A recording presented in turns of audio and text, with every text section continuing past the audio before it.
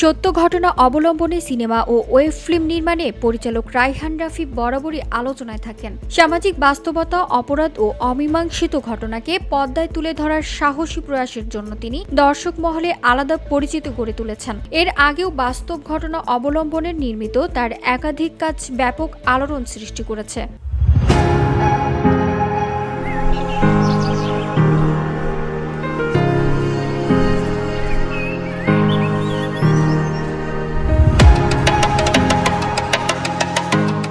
এবার বহুল আলোচিত ও দেশের ইতিহাসে অন্যতম মর্মান্তিক ঘটনা বিডিআর বিদ্রোহ নিয়ে সিনেমা নির্মাণের আগ্রহ প্রকাশ করেছেন এই নির্মাতা। সম্প্রতি এক সাক্ষাৎকারে নিজেই এই পরিকল্পনার কথা জানান রায়হান রাফি। পরিচালক জানান, দেশের ইতিহাসে এমন একটি ভয়াবহ ঘটনার ভেতরে সত্য আজও পুরোপুরি উন্মোচিত হয়নি। সেই অজানা সত্যই তাকে সিনেমা বানানোর দিকে টানছে। তবে পর্যাপ্ত ও নির্ভরযোগ্য তথ্য ছাড়া তিনি এ বিষয়ে কাজ শুরু করতে চান না বলেও উল্লেখ করেন।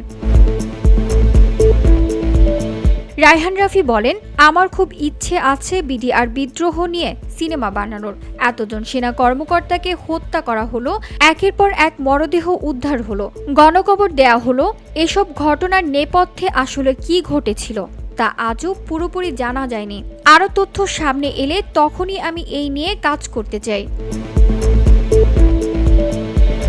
রায়হান রাফির এই আগ্রহ নতুন করে আলোচনায় এসেছে। বিডিআর বিদ্রোহের অজানা অধ্যায় কি এবার সিনেমার পর্দায় উঠে আসবে? VOD Bangla news desk.